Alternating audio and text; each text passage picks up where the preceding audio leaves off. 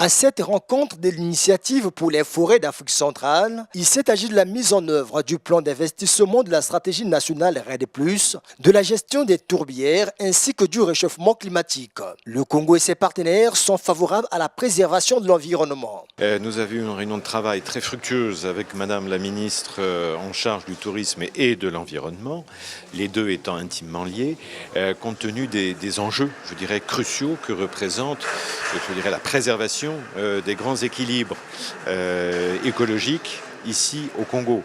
On connaît la forêt, il n'y a pas que la forêt, il y a aussi les tourbières. Et si vous n'avez pas de tourbière, vous ne pouvez pas à terme avoir de forêt.